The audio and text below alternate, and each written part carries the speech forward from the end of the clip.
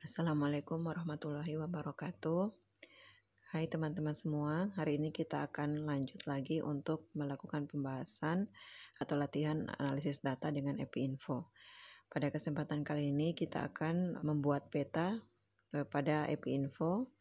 Hal yang dilakukan yaitu kita membuka aplikasi EpiInfo, akan muncul jendela utama EpiInfo, kemudian kita pilih Create Maps.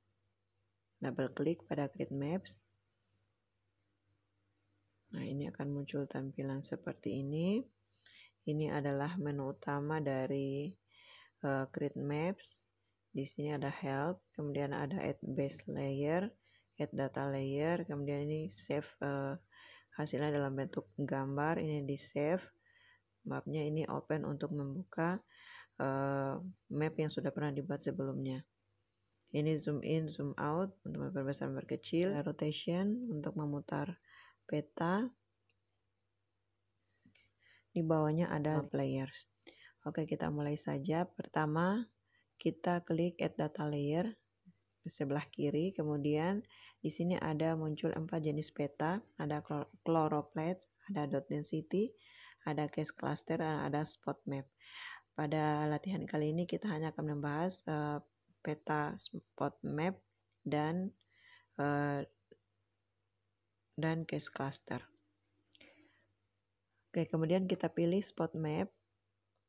Di sini mengarahkan kita untuk memilih data yang akan kita proses seperti biasa.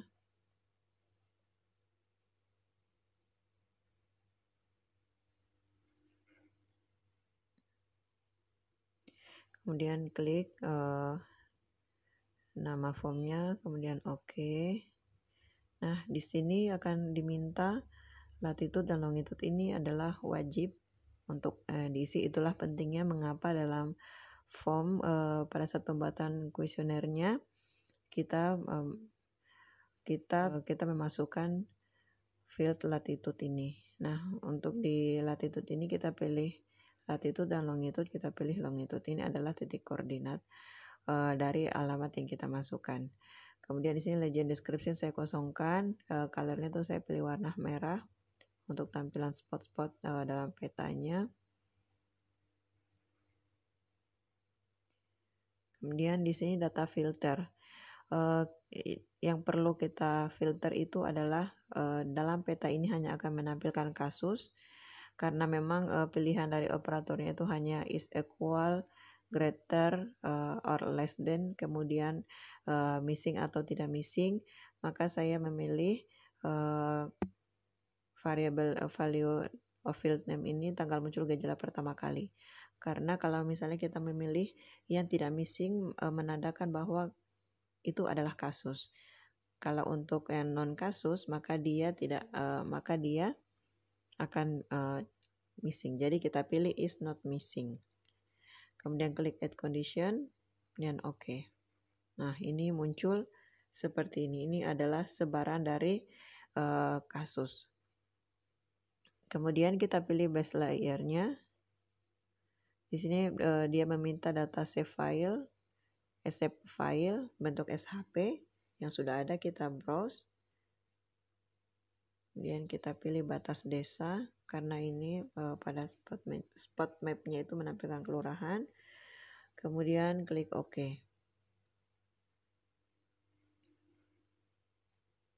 Nah, ini adalah batas desa seluruh provinsi di Sulawesi Tenggara. Kemudian kita melakukan zoom in untuk memperbesar.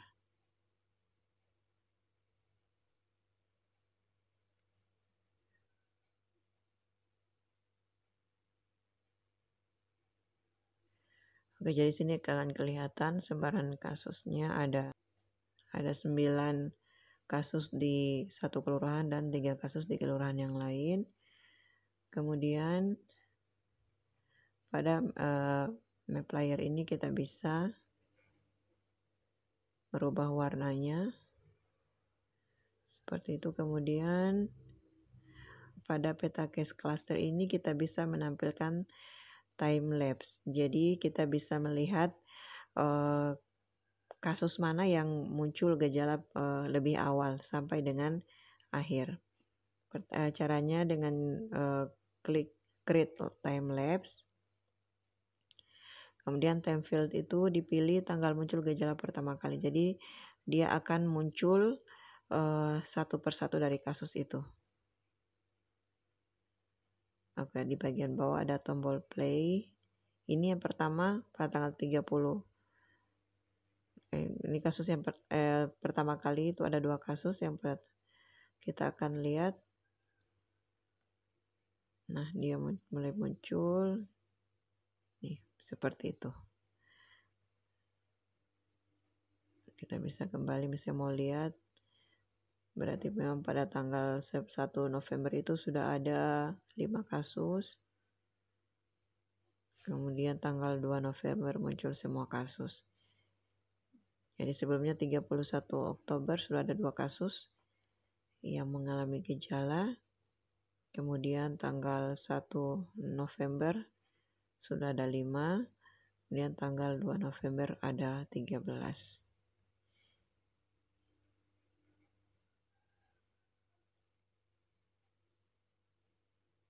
Jadi seperti ini. Oke. Kemudian petanya kita simpan. Ini bisa ditampilkan seperti ini atau bisa di close. Kemudian petanya disimpan, save. Ini untuk bentuknya APinfo 7 map file. Bisa juga dalam bentuk gambar, save as image. Saya pilih APinfo 7 map file.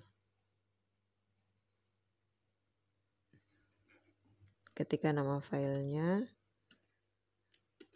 agar mudah nanti dicari. Oke, kemudian save. Selanjutnya kita akan membuat peta dalam bentuk spot map. Caranya itu hampir sama dengan membuat case cluster. Langkah-langkahnya yaitu yang pertama add data layer, kemudian kita pilih jenis petanya. Yang paling terakhir itu adalah spot map. Diklik spot mapnya, kemudian kita cari data source-nya. Di browse, kemudian di browse kita cari lokasi tempat menyimpan datanya.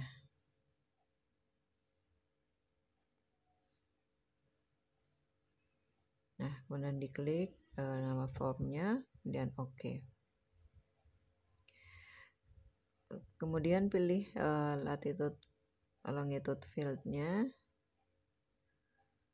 Nah, setelah itu untuk color-nya saya pilih warna merah.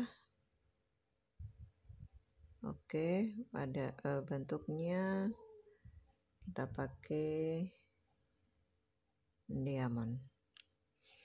Setelah itu ini perlu data filter lagi untuk tanggal muncul gejala pertama kali is not missing, untuk menandakan bahwa dalam peta ini adalah peta kasus.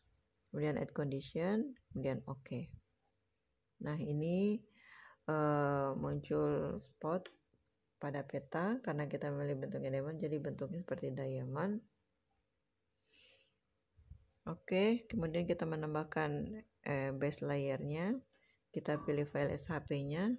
Saya menggunakan batas desa untuk Sulawesi Tenggara. Kemudian klik OK.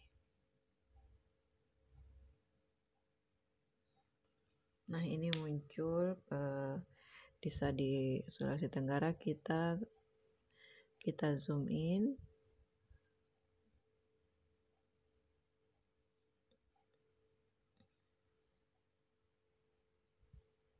Oke, jadi memang tersebar di 2 kelurahan.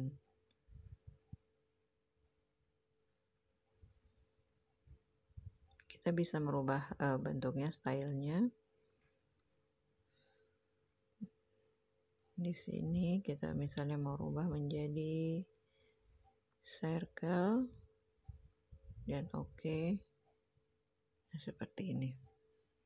Jadi perbedaannya dengan case cluster, dia tidak membentuk cluster tapi tersebar. Oke, kalau sudah petanya disimpan, di save. Kemudian oke. Baik, itu saja yang bisa saya sampaikan hari ini terkait pembuatan peta berbentuk case cluster dan spot map. Untuk peta choropleth dan juga dot density, insya Allah kita akan pelajari pada video berikutnya.